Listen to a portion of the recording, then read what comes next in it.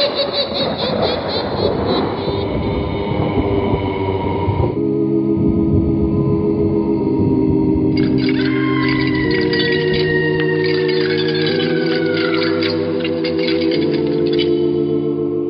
Mysterious Old Radio Listening Society podcast.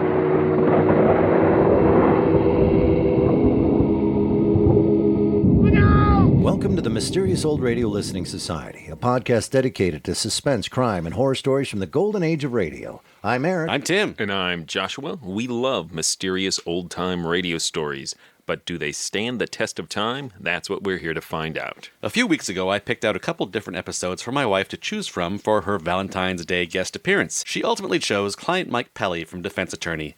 This week, we'll be listening to the episode she didn't choose, The Lottery from NBC Presents Short Story. NBC Presents Short Story premiered on February 21st, 1951.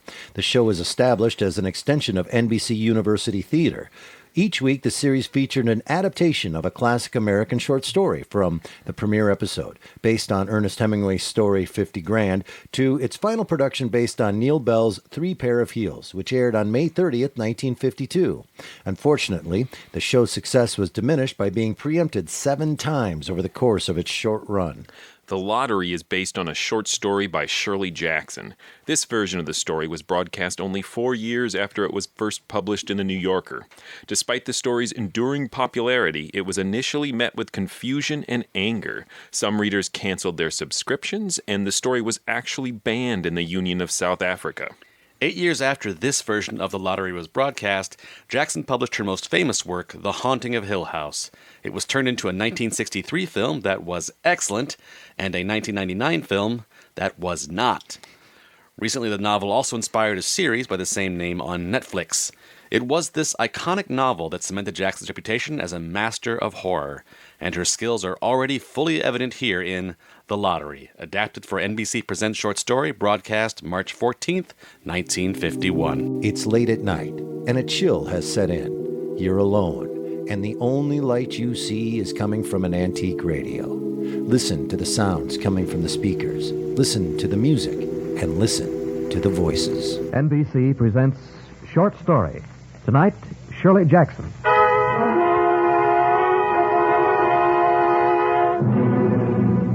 She's novelist and short story writer, master of the sunny mood that turns to terror in a single sentence. But her statements are not dark for the sake of darkness, rather for the bitter truth that's in them. Shirley Jackson. Tonight, one of the most dramatic and horrifying of the Shirley Jackson stories, The Lottery. The Lottery, which will be heard immediately following this announcement by the United States Marine Corps. Most of us know the United States Marine Corps is a highly successful fighting organization, and we know that the Corps trains its members to conduct themselves with efficiency, speed, and skill whenever the security of our country is threatened. Much of the success of Marine Corps operations may be directly attributed to the leadership ability of the individual Marine. The qualities of leadership which make a successful Marine are also those which make a successful businessman or statesman. Today, thousands of Marine veterans hold responsible positions in practically every field of endeavor. These men learn to lead, to make swift, intelligent decisions as part of their Marine Corps training. Today, leadership ability is more important than ever. There's an increasing need for capable, efficient leaders in business, government, and community affairs. To become a leader, a man must learn self-discipline. Moreover, he must develop initiative and a sense of responsibility. These are qualities that Marine Corps training develops. And that's why, no matter what a man's profession, no matter what his chosen career, Marine Corps training will help him get ahead. Here now, The Lottery by Shirley Jackson.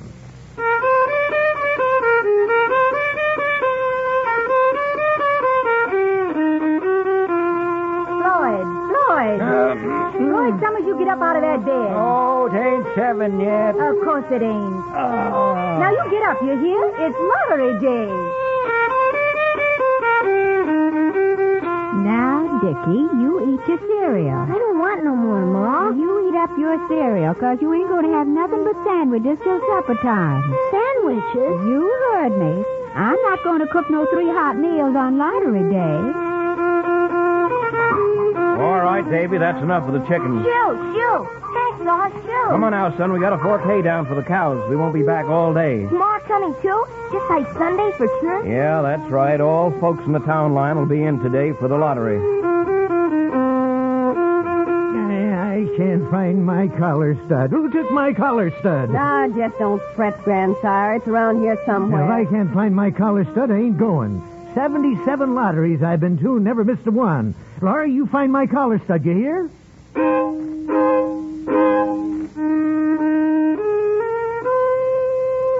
The morning of June 27th was clear and sunny with the fresh warmth of a full summer day. The flowers were blossoming, and the grass on the town green in front of the bandstand was a nice, warm summer green. The folks in the village and the farmers inside the township line began to gather in the square between the post office and the bank by about 10 o'clock. School was out for the summer, and the kids came in early to chase around the board sidewalks the way kids will. 1, 2, 3. Bobby Martin and Harry Jones were sitting in front of the post office swapping stones. Bobby had his pockets full already, nice, smooth, round ones. The girls stood aside talking among themselves and looking over their shoulders at the boys. And the very small children rolled in the dust or clung to the hands of their older brothers and sisters. Morning, John. Morning, Mr. Summers. Yeah, nice day for the lottery, ain't it? Yes. Had rain yesterday up to the North Village. They got to start the lottery a day ahead to get done. 200 families. That right? Yeah. Got to hustle to get the lottery over with up there. Won't take us more than maybe a couple hours. It seems longer. Yeah, that's the way it is with the lottery. I was talking it over with Mrs. Summers. It's the suspense makes time go slow. Not slow enough. You draw this year, don't you? I guess so. Yeah, that's the rule, all right. Stranger in town draws his second year. Morning, Mr. Summers. John? Morning, Miss Delacroix. In early, I see. Well, I don't get up to the village often. George don't like to leave the stock.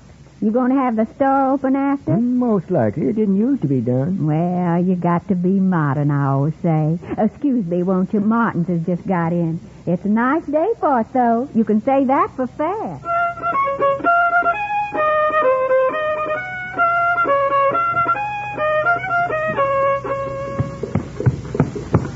Can't you go faster, Pa? We'll miss everything. Oh, don't worry, Davy. We'll get there in plenty of time. I want to go into Summer's store after to get some patterns. Elsie Dunbar told me he's got some new ones in for short-waisted figures. Let's not talk about it, Tessie. What do you mean? I've got that flowered stuff left over from last year. And if I can get a good pattern... I don't want to talk about after. Oh. Come on, Pa. Can't we go no faster? All right. Up there. Get up. Up there. I was talking to John Gunderson. The school teacher? Mm-hmm. He's got to draw this year. It's only right. Second year in town. I told him I was thinking of packing and moving out. Bill Hutchinson, you crazy? I told him I was going to pack the wagon and tie the stock onto the end of it and just move out. You mean just leave the farm? That's right. I was going to do it before lottery day this year. That's crazy, Bill. Where would you settle? Well, your folks have farmed that ground since heaven knows when. Yeah, I know. I was going to just move out. It's too late now. Oh, Bill, you talk the same way every year. No sense to it. No, there's no sense to it. A woman sees things like this clearer. You just don't think about it, that's all. You come in for the lottery, then go to Summers and buy something nice. Talk to folks. Why don't you look at it that way, Bill? I suppose you're right. School teacher agreed with me, though. Go on, get up there. Pa, that's the way, Pa. Hurry up. We'll miss all the fun.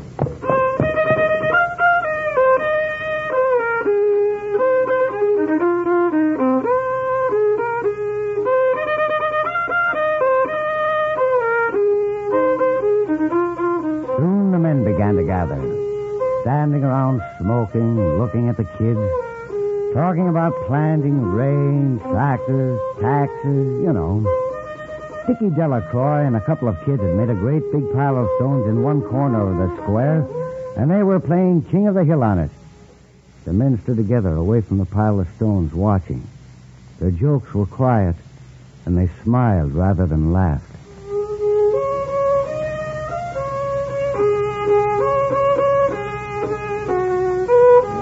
They're nice-looking folks, aren't they, John? Yeah, they're nice. Yeah, you don't see them all together except on lottery day. course, there's Sunday and church, but some go to the Congregationalist and some to the Baptist, and folks like the Dunbars don't go nowhere. Morning, Mr. Summers. Morning, Tessie. I've got those patterns in. I'll be over right after. John, Morning, Bill. I want to talk to you. Hello, Summers. Morning. Don't worry about me. I've got to see about the box and all for the drawing. Oh, morning, Tommy. How's it going? Yeah. Well, it's the day. Yeah, You going to draw? I've got to. That's the rule. You said you wouldn't. You sat there in the post office and said you wouldn't. I know, but I'd have to leave town. It isn't easy to get another school this late. Well, anyways, you only draw for yourself. Tessie keeps talking about after. Starts me to sweating. She keeps talking about buying a pattern up to the summer store after. Short-waisted, she said. I suppose you get used to it. I suppose if you've always had it, you don't think about it. I don't. I lived in the village all my life. I don't get used to it. Can I stay with Dickie Delacroix? Can I stay with him? No, you got to stay with the family, Davy. Oh, the other kids got all the stones. Can I stay with them? Davy, I said, Davy, come here. Davy. Look at that. He's having fun. All the kids are having fun. Why? That's what I want to know. Why? You're a farmer. You know the answer. You told me you couldn't find anything in the book says it has to be. It stands to reason you find it in the books, don't it? This isn't my part of the country, Hutchinson. I don't make the rules. It don't stand to reason you could try to find out the truth. That's all I say. You can't argue with the folks about the lottery. I've tried. No, you can't argue with folks. Well, anyways, it's a nice day for it.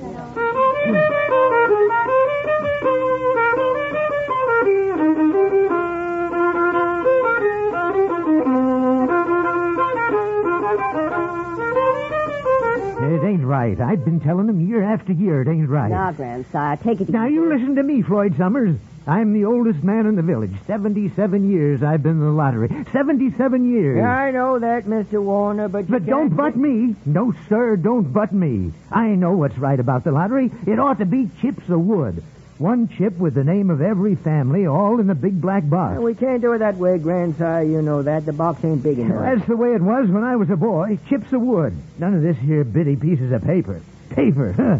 What kind of a lottery you expect to have with paper? Well, there's too many folks in the village for wood anymore. Nobody pays any mind to the old ways. There ought to be marching, too. I remember marching and somebody sort of chanting like. That's what there ought to be on lottery day. That was a long time ago. Nobody remembers that anymore. Yeah, that's the trouble. Nobody remembers. Now, you take that black box. It's cracking. We ought to make a new one. A new one? Listen to him. A new box. They used that box in my father's time for the lottery, and he told me it's made from the pieces of the box in his grandfather's time.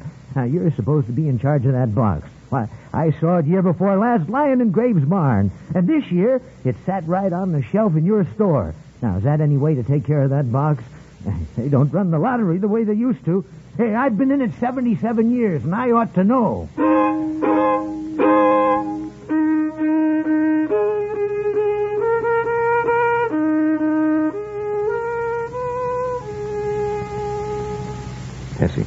Tessie, come here. What?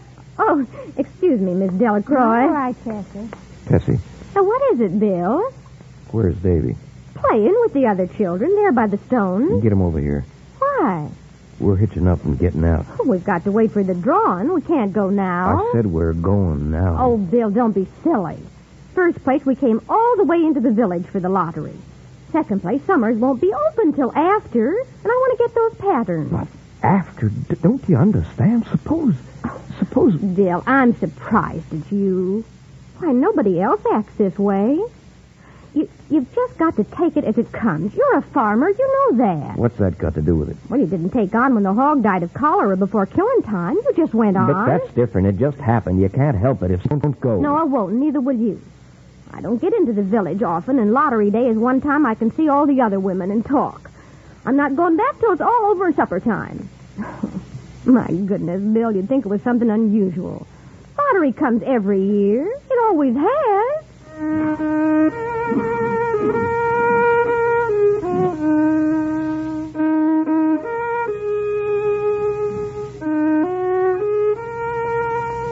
The lottery was conducted, as were the square dances, the teenage club, and the Halloween program by Mr. Summers, who had time and energy to devote to civic affairs.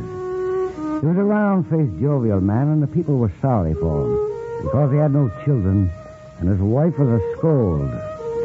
He was busy in the middle of the square with a little black box, setting it up and balancing it on a three-legged stool. One of you folks want to give me a hand with the box? Mr. Martin? All right, Floyd. Just hold it on the corner steady. Watch his hand, Summers. Now we're going to do this fair and square just like always. Now, last night, up at the coal company office, Mr. Graves and I made up the slips of paper. It ought to be chips of wood. What kind of fiddling lottery can you have with... Now, Grandsire, don't you interrupt Mr. Summers. They're in the box here. Anybody wants to can haul them out and check them over.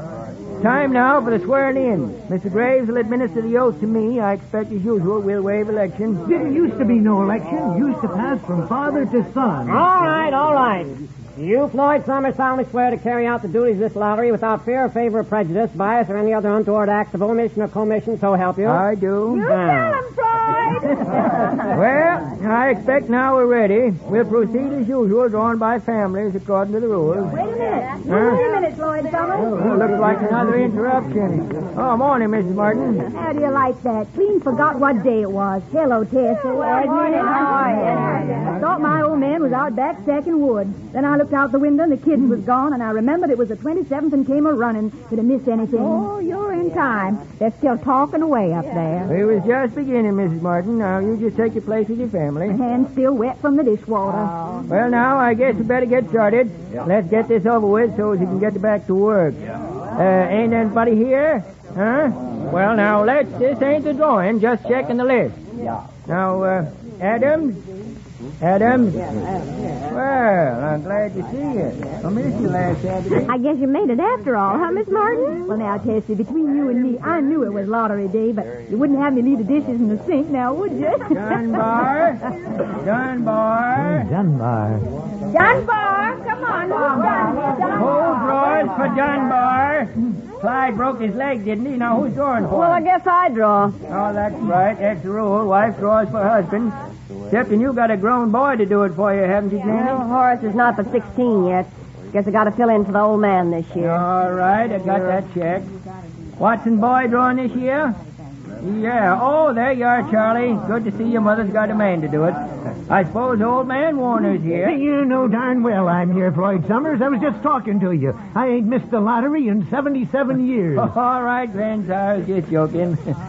Well, that gets the list straight. All the rest is straight families. Unless anybody's got anything to add, we're ready for the drawing. Now then, Adams. All right, Steve. Just draw any one. Don't look at it till after. Next, Adamson. Right, that does it. Anderson. Seems like they changed the order drawn, don't it, Tessie? Oh, no, that's the way it's always been. Seems like there's just no time at all between lotteries anymore. Seems like we got through with the last one only last week. I declare the way time flies. Time sure goes fast. Delacroix. There goes my old man. Now, don't worry, Agnes. Dunbar. Is that you, Janie? Well, you ladies will excuse me. Come on, Janie, you're holding us up. There she goes. I'm coming. Well, folks shouldn't hold up the lottery. It takes up a perfectly good morning as it is. Well, last year I didn't get time for half the things I meant to do in town. You're right, Tessie. My old man says he don't like lottery day because I always run the bill up at summer sky high. John Gunderson. Oh, there goes the schoolmaster. I'm not going to draw, Mr. Summers. He's got to go. Now, John, you know the rules. This is your second year in the village. I know, but I'm not going to draw. Now, don't be contrary, boy. Everybody draws in the lottery. What makes you better, schoolmaster? I don't believe in it. Now, that isn't the point, John, and you know it. Listen to him. He don't believe in the lottery. You hear that? Now, take it easy, Why, Grandpa. we've always had the lottery. Everybody knows that. Always have and always will. Over in the North Village, they're talking of giving up the lottery. Pack of crazy fools in North Village. Listen to this idiot. Nothing's good enough for him. Next thing you know, they'll be wanting to go back to living in caves. Nobody work anymore. Live like that for a while. They don't have the lottery up where I come from. Stopped it years ago. Maybe so, but we ain't fools, not here. Used to be a saying, Lottery in June, corn will grow soon. Now, you listen to him with his books and ciphering. First thing you know, we'll all be eating stewed chickweed and acorn. You're right, Grandpa. Sure. There's always been a lottery. Bad enough it ain't what it used to be with Floyd Summers up there joking and all. Yeah. But there's always been a lottery. But why? Why? I tell you, they've stopped it up north. More villages every year. And the corn grows just as high. Nothing but trouble in that. Pack of fools. Now, you ain't no farmer, Gunderson. Old man Warner's right. Yes, sir. Lottery in June, corn will grow soon. That's the way it's always been. You can't get around that, schoolmaster. Lottery in June. But nobody knows you've never tried. You just go on and on every year the same way. You're darn tootin'. And we're going right on just like we always done. What call is a young outsider to talk that way on Lottery Day? That's what I'd like to know. Don't get roared, 77 years I've been coming to the there's no lottery. reason for it. No reason. Year after year for generations on June 27th. If you'd only think. If you'd only try. If you were willing to use reason instead of blind obedience to a crazy outworn tradition. That'll be about enough, John. You spoke your piece. Now we better get down to business. Rules say if anybody balks, the committee draws for him. Now, is that right, folks? It certainly is. That's right. Yes, sir. Now, I'm going to call you again regular and proper. If you stand mute, we'll go right on and draw for you. Now, which is it? All right. All right, I'll draw. Fine. Now, let's get on. Hutchinson. Yes. Bill Hutchinson. Get on up there, Bill. There goes your man, Tessie. Imagine the schoolmaster making such a fuss. He's no better than the rest if everybody draws on Lottery Day.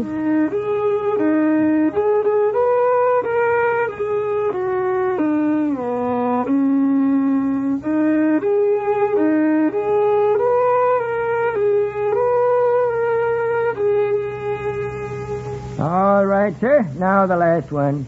Warner. Yes, sir. I'm right here. All right, then, sir. Take it easy. It's no rush. This makes the 77th year I've been in the lottery. Yes, sir. 77 times. Draw your slip now. Yeah. All right. It's all done. Martin, close the box. Who's got it? What family? I ain't got it. Grandpa, let me see your papers. Let me You see let go of my hand, you hear? I can take care of myself. Ma, is it us? Is it us, Ma? Well, for goodness sake, what family is it? Who's got it? All right, folks. Now, let's do this orderly. Now, come on. Now, what family's got the black slip?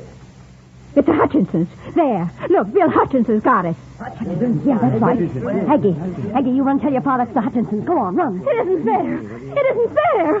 Like Summers, I saw you. You didn't give him time to take any slip he wanted. I saw you. It wasn't fair. Now, Tessie, be a good sport. All of us took the same chance. It isn't fair, I tell you. It isn't fair. Shut up, Tessie. Well, now, everybody, that was done pretty fast. Just 1 hour, 2 minutes. Now, we've got to be hurrying a little more to get done before noon. It wasn't fair. Now, Bill, let's see. You draw for the Hutchinson family, don't you? You got any other households in the Hutchinsons? Hey, there's Don and Eva. Make them take their chance. Make them draw. Now, Tessie, Eva's your daughter, but she's married now. Daughters draw with their husband's families. You know that as well as anyone else. Sure. It wasn't fair. I guess that's it, Joe. My daughter draws with her husband's family. That's only fair. Well, now, Bill? I guess there's just us, Floyd. Davy, Tessie, and me. All right, now.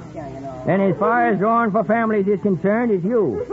And as far as drawing for households is concerned, that's you, too. Guess that's right. Martin, you give me the tickets for the Hutchinsons, all 3 of them. You got their tickets back? I got them. They're in the box, Floyd. All set, then. I think we ought to start over. Now, Tessie. I tell you, it wasn't fair. You didn't give him time enough to choose. Everybody saw that. Now, we'll have to get on now. Are you ready, Bill? Everybody, listen. Davy pick first, then you, then Tessie. Now, you got that? Here, help little Dave. Davy, come here. Sure, Pa. It wasn't fair. Miss Delacroix, you could see they didn't give him time. Now, don't make a fuss, Tessie. It ain't fitting. All right, now, Bill. You take the slips and keep them folded till everybody picks. Come on, Davy. Go on, son.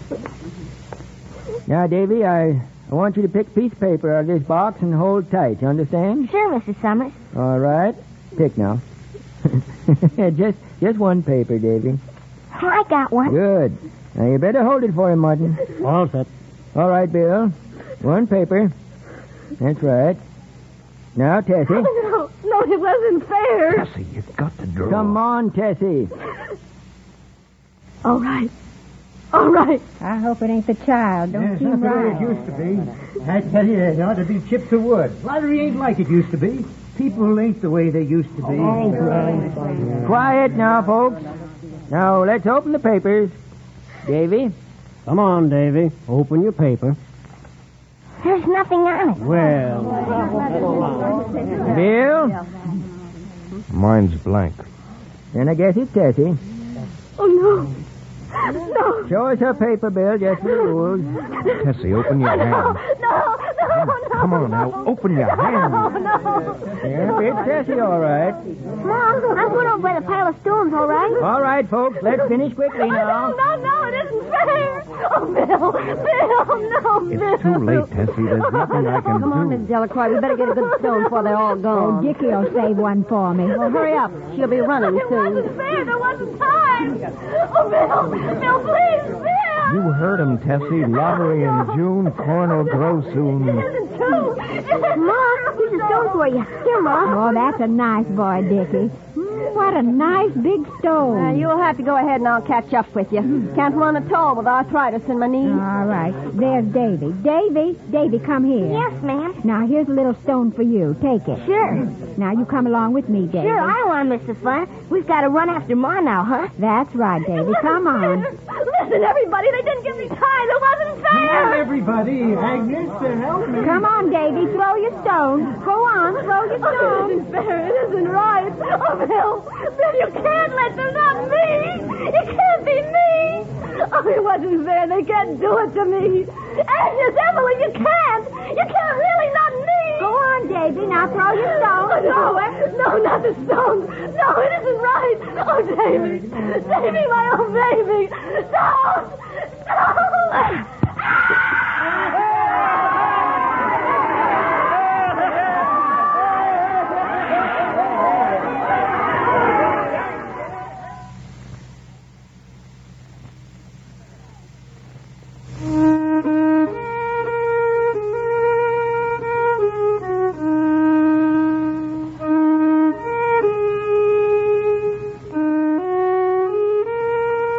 It was all over by noon. The sun was hot on the square, and the men stood around the blacksmith shop smoking and talking about planting and tractors and taxes. And the women gathered in summers and bought yard goods and patterns and notions. The little children played in the dust, throwing pebbles at each other. The lottery was over for this year. Lottery in June, corn will grow soon. Next year. Next June 27th. Well, maybe we'll learn. Maybe there'll be no lottery. Maybe we'll begin to reason, to find the truth. Maybe we'll find out we don't have to pick out folks in the lottery just because our fathers and their fathers did it. Because it always was that way. Maybe next year there won't be a lottery. It's up to all of us. Chances are there will be, though.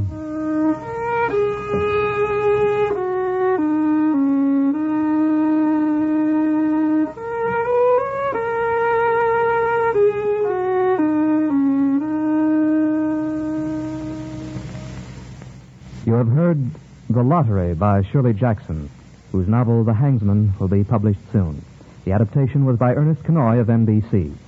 In tonight's cast, Mrs. Summers was Louise Lorimer. Summers was Charles Seal. Mrs. Delacroix was Gail Bonney. Dickey was Johnny McGovern. Hutchinson was Jeff Corey. Davy was Jeffrey Silver. Warner was Stephen Chase. Mrs. Dunbar was Irene Tedrow. The schoolmaster was Jim Nusser. Tessie was Margaret Brayton. Graves was Jack Nessel. The folk music was by Morris King. Your announcer, Don Stanley.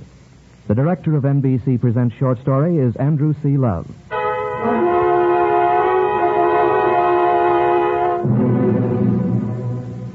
Be with us again 2 weeks from tonight as NBC presents Short Story. On that occasion, a powerful story of machine politics and corruptible men. Shadow of Evil by James Aswell. Hear it 2 weeks from tonight. And in the meantime, bear in mind this message from the United States Marine Corps. United States Marine Corps training is training for leadership and training for life. If you were to examine the biographies of many of America's most successful and prominent businessmen, statesmen, and athletes, you would find that they received their basic leadership training in the Marine Corps. The ability to think quickly and precisely developed by these men as Marines now stands them in good stead as civilians. One of the first things a Marine learns is how to take care of himself. As a result, self-sufficiency becomes one of his most prominent characteristics. And in learning to care for himself, he also learns to care for his comrades and to direct their activities intelligently. In short, he learns how to lead. The young man who today is considering the various services may well give serious thought to this important aspect to Marine Corps training. No matter how he plans to earn his living in later years, Marine Corps training is leadership training and will help him to succeed.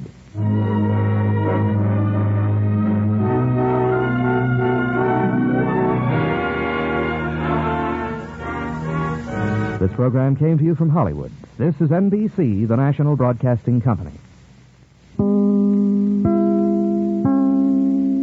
That was The Lottery from NBC Presents Short Story here on the Mysterious Old Radio Listening Society podcast. Once again, I'm Eric. I'm Tim. And I'm Joshua. Tim, that was your pick this week. Actually, your wife's pick. This was My wife's not picked. Right. This was her runner-up, so to speak, when she did the Valentine's Day show with us. I want to start with why did she pick the other one and not this one? What was the flip of the coin for her? She did not express a particular sort of judgment over them. I think she leaned towards defense attorney, as I did for that, just because Mercedes McCambridge in a leading role, and it was so awesome. I'm going to say she did, and you just didn't listen. Probably. And then you wanted to bring it because you love Shirley Jackson? Yes, and also that she had specifically said, I'm interested in a woman writer, and Shirley Jackson is a phenomenal woman writer. Right. Well, just phenomenal writer. I remember being forced to read this, like every kid. Like, here's your short story. And as I was listening to it, I was like, oh, some of this is coming back to me from being 17 years old in high school and having to read this. It was really interesting to listen to this knowing full well what the ending was, because it's written intentionally to surprise you at the end. So all that's left when you hear this story now in any kind of adaptation is the execution, so to speak, of it. How is it directed? How is it adapted? How is it performed? And in this case, for radio, how does it sound? How is the Foley? So it kind of tempers it a little bit when you're like, okay, I can't judge it on the story anymore. I have to judge it on how are they doing this story. And now you know what it's like to be me, Eric.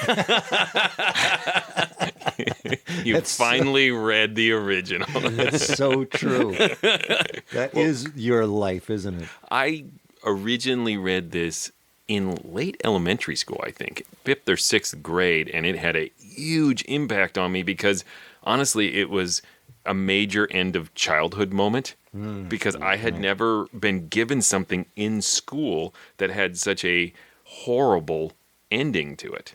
This was like the first time I was challenged by art. And some of it was the shock of the story, but some of it was also the shock that a teacher gave it to me. And I also had this kind of slight lack of trust. Are you going to show me pictures of dead puppies tomorrow, teacher? What's going to happen every day at school now? Everything has changed. I can trust nothing anymore. It's interesting. Right before we started recording tonight, I got my daughter, picked her up from school, came in here, and I happened to look at her backpack and her stuff she threw down before we came down in here and started to record. And I did not know this, but on her bed with her books is Slaughterhouse-Five. And I went, yep, here it comes. They're giving her things to read now that are really tough. And I went, oh, and I had a moment as a parent of wanted to grab it off her bed and go, no. You know what?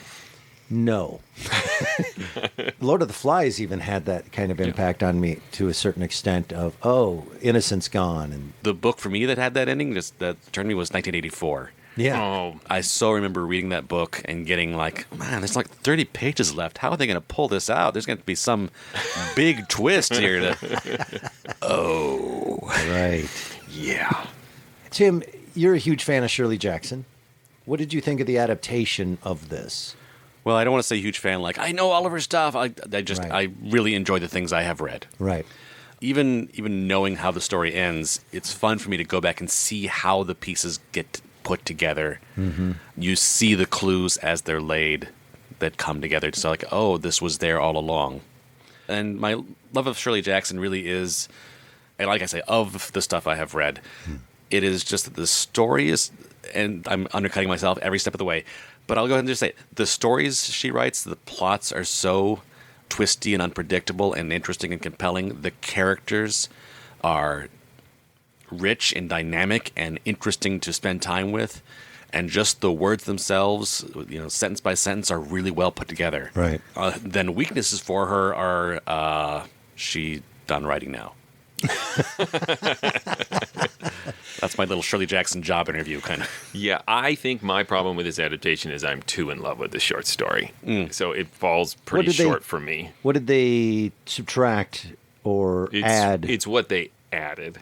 I should back up, too, and say one of the reasons I think this is one of the greatest short stories that I can think of, because it is a classic that stands the test of time. If you're doing a short story podcast, in that every era in which you read this story, it feels like it's talking about right now in some way. It is so open to different readings on different levels of what she is talking about, what she's critiquing. And I feel like in this one, it is too on the nose. He inserts the school character who objects to the lottery and talks about how we must have reason and think through these traditions. So he's adds characters that give a specific reading of the story. And I'm not saying it's a bad reading of the story. I think that is one level you can read the story at, but it goes much deeper in the real story, and by adding that, it limits the scope of the story, and I don't think they needed to do that to interpret it. However, it could be, as Tim pointed out in the introduction, that a lot of people responded very negatively, and they may have felt like, in order to interpret this for a wider audience, we need to make sure they are prepared for it, because the intro has all this stuff about, like, she's a terrible dark writer, but she doesn't write just for the sake of darkness. He really front loads this, like, I don't want to lose you, listeners. Wait for it. This has a deeper meaning. And then the speech at the end when he's talking, one day maybe we'll adopt reason and we'll give up these traditions, and it's just heavy-handed. It feels very preachy to me. I was surprised to read about the negative reaction to it, which I don't know if that's widely known, but that was exactly the sort of reaction they got. People didn't understand what. Well, one was, I guess, some people were curious. Does this actually happen? Do people really do this? Well, no, but yes. On Forlon 7 in Voyager season 4. You guys were with me for a second. My point being is that this story by Shirley Jackson has been recreated many times in many different ways. I almost started our podcast was Mockingjay. Yeah. That concept of a lottery of some sort is way overdone. Is this the first example of that? It's a really good, because it strikes such a sort of primal core that it feels like, well, that's based on something real, or right. Well, I mean, on the most surface reading, which I think is what Ernest Kanoy here does with this script, is that it's essentially a fertility rite. The only in-story explanation for the lottery is, lottery in June, corn will be heavy, grow soon, whatever it is. So they're literally sacrificing somebody for a bountiful harvest. Right. But I think to limit the reading of it to, reason versus superstition, like I said, limits the story. It's the most surface level reading of it. I felt like they got in this adaptation, even if it wasn't explicit, we like it better not explicit, is that when they actually do start stoning her, that there is this laughter, this joy, this enthusiasm, that this whole process is a way to make sadism okay for one day a year. And the irony with Tessie, of course, is that she has normalized it up to the point that it's going to happen to her, right? Because she's picking out her dress and doing all this, and then she literally says, "Not me, not me. This isn't fair." Right. And I think it is well done performance-wise and a lot of the aspects of the script. I think that final moment where the lady takes Davy away from Tessie and gives him rocks to throw at his mother is a horrifying moment. The thump and the scream is really... I hate it when I say this stuff about horrible things, but it's really well done and awesome. But the thump and scream... And it bleeds into the cheers of the crowd. And I thought that was a fantastic, chilling moment. Going back to this story being done a lot, after I listened to this, I watched Rick and Morty. And it was the episode where they went to the planet where they had Murder Day or whatever it was called, and they get one night to kill each other. I went, this trope, so to speak, is done a lot in the sense purge. Of this purge, But what's interesting to me is that those are always either alien planets or dystopian futures. What is interesting here is that it is not just contemporary, it even steps back a little and portrays this very wholesome, appealing small town in which this horrific thing happens. So it doesn't put it off to something like this is what could happen to us. It feels this is a danger right now. Right. And it ties it to these ceremonies that hold communities together of like parades. These things that... I just had written down, I miss Lottery Day marches too. But these little wholesome community traditions that really do make a positive impact on people's lives and get them in touch with their neighbors and great things, and that this lottery would be fantastic if you didn't kill somebody as part of it. Joshua said at the top here about how this story itself stands the test of time because you can apply it to everything. I was taken by the man that wanted the Lottery Day marches back and everything written on wood and the wood chips. But it's grandsire. Yeah, the idea of the fear of change and the fear of learning that we may not have been right and how defensively that gets met. And no matter how many times throughout the course of history, we prove to ourselves that we don't have all the answers, and sometimes we need to adapt or possibly throw things away and start over as we learn things. There's still this huge uproar over it. There's no acceptance over the idea that we have proven that things need to evolve and change in the way our thinking changes. But we will not let it go. And I think that representation in here is really interesting. What I also enjoy about that is there's a certain level of dark humor in it, too, because he literally objects to every single thing about the lottery except killing a person. It's like everything else is wrong with it.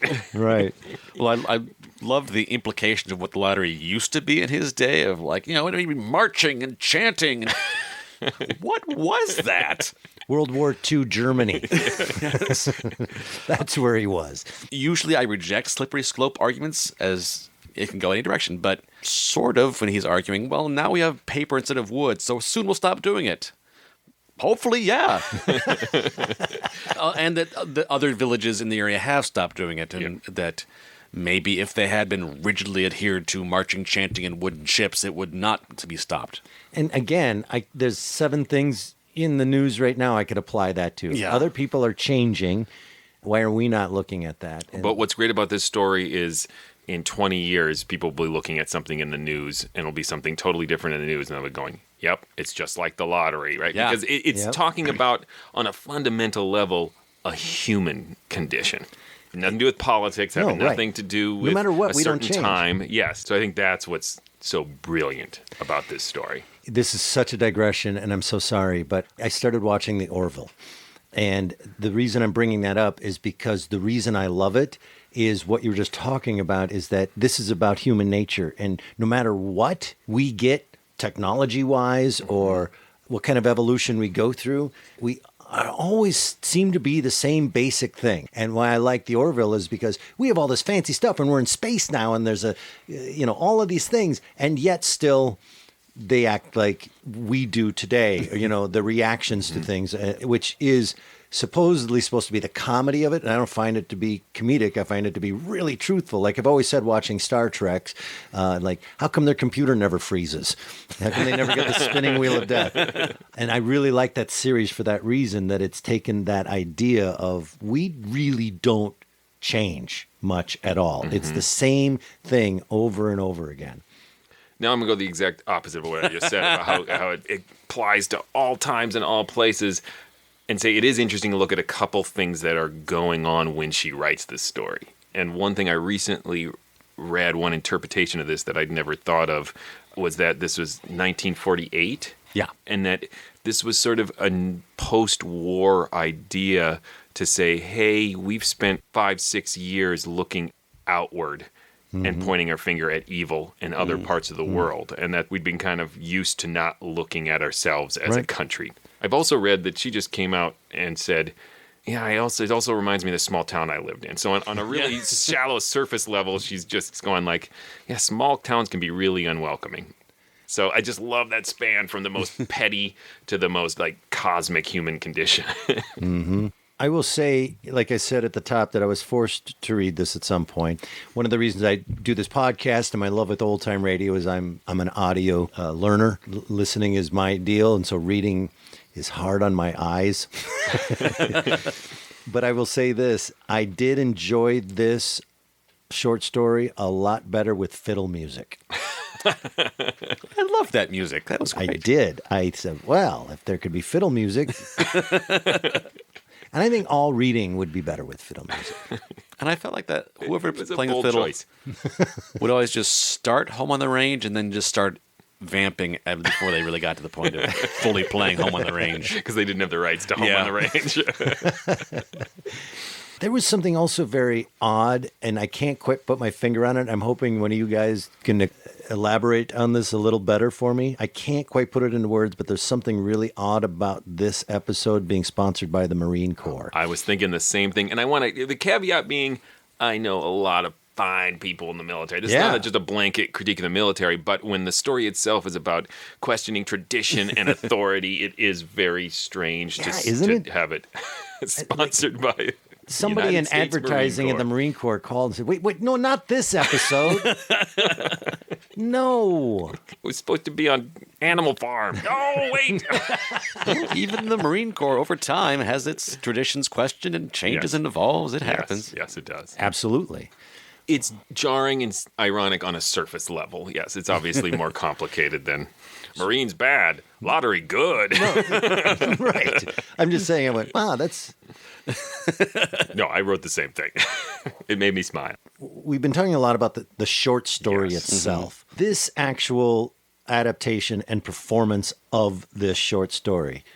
And we've hit on a couple things, and I'll just say them again. I thought the acting was great. It's fantastic. Tessie's change when she's screaming for her life, in contrast to her shallowness about picking out the short-waisted dress patterns. It's just so small and mundane, and then she dies. I thought the music, as I just mentioned, was great. It matched and it worked and it moved things along. I thought the Foley was great. As I mentioned earlier, that thump and scream of the stone on Tessie is hard and really well done, and as it morphs into the cheering crowd. So on that level, I guess the only question I had for you guys, being a little more literary than I am, is does it do justice to the original piece of writing? And if it does, then I'm willing to say this is extremely well done. And again, though, it's hard because I know the ending. So it's hard to get into this when you're like, well, we know where it's going. But I really liked it. I think the production values, the performance, the direction, everything about this is high caliber. The heavy-handedness by Ernest Kanoy at the end and his addition of the school teacher character who is moralistic and speaks against the lottery really hurts it for me personally. I also think there's a little sexism in here, especially when you're dealing with a fantastic writer like Shirley Jackson, where it's not just the male school teacher, but it's also Bill Hutchinson, which they alter slightly from the story 2, where he is also hesitant about the lottery. And Kanoy makes Tessie far more shallow in this version than she is in the short story. So you've got this version of the lottery with two smart, right men of reason, and there's no female equivalent of that. The women are all on board, and it's just two men who are thinking of standing up to it. So that irked me a little too. I will agree with all of that. My understanding is that they not only added the narrator's proselytizing at the end, but they also added a little bit of scene of going back to normal afterwards. Which I actually liked. I did too, as well. That was a nice touch. And they did the same thing at the front. Like, they have these scenes of everyone getting ready to go to the lottery. It's not... So I don't object to additions. You need to pad it out. It's actually a really short story. But those additions felt really true to the story. Mm-hmm. I think it's time to throw it to a vote. This is, I think, one of my favorite Mockingjay movies. I had to watch those because of my daughter, and I actually liked them. They weren't aimed at me, but I did enjoy them. But that is the lottery. Yeah, I like the books better, but... Yeah, the books tend to have a lot of reading involved. Yeah. I'll start by saying, based on my limited remembering of the short story, and of course not having any kind of ground to stand on what is a good adaptation and not, just as something to sit down and listen to, that it kept my attention and I was pretty riveted by it. Knowing the ending, I give it a high mark for that, because it would be really easy to check out and go, well, just get to the thing. Yeah. So I will say it definitely stands the test of time. Yeah, I listened to it several times and enjoyed it every time. The little snippets of character were very effective for making a big impact at the end. There was a little phrase that I assume came from the original short story just because it was so good, of standing around making jokes and smiling but not laughing. That's from the short story, yeah. It's very nice. Yes, so it stands the test of time, both content, technical-wise, lots of good stuff there. Yeah, I definitely think it stands the test of time. I'm not going to give it a classic because of the on-the-nose moralizing. I'm going to give it a little bit of a pass, though, because there's a part of me that thinks they maybe felt they had to do it in order to put it on the air. Mm-hmm. Definitely stands the test of time, and I love the story. Which I don't fault them for. As a director of high school theater, I am doing a show right now where I've got to put in the director's notes. This takes place in 1911, so don't get mad. This is from an era and a certain time. Yeah, please, no angry hot takes right away. Just give it some context, people. Right. Give it the context. I should have put this in earlier, but I was trying to figure out if they were doing that Radio for College. I think that was the name of the program. Where NBC University Theater. Yes, that was the main thing, but I think the short story was part of that, and then it wasn't, and then it was again. Okay. Somebody got college credit for listening to this, I believe. Yeah, that was the deal with NBC University Theater, which was really cool. You would read the book and then listen to the radio show. That is my kind of nerddom. Think of the master's degree I would have. In my college, they had a course in classic movies. That's where I saw Citizen Kane for the first time. It's where I saw Buster Keaton films for the first time. It was a whole quarter of North by Northwest. I mean, it was gorgeous, and it was in the theater. We were encouraged to bring our pillows. They turned the lights on. We watched the movie, and at the end of the quarter, the test was all about plot, to make sure you were there. And now the professor did talk at the end and at the beginning a little bit, much like we do here. Here's some things you should know about Orson Welles and the significance of this and blah, blah, blah. Now watch it. And that's all the course was. And at the end, like, just checking to make sure you were here and actually watched it. And I got my A and was exposed. And I was like, oh, man, why can't all of college be this? That's learning. So, all right, Tim, tell them stuff. Please go visit ghoulishdelights.com. That is the home of this podcast. You'll find other episodes there. That's also where we have information about our live shows, because we do live shows. We'll be doing another live show soon, and you can read about it at ghoulishdelights.com. That's also a spot to find our links to our social media. You can find us on Twitter, Facebook, Instagram.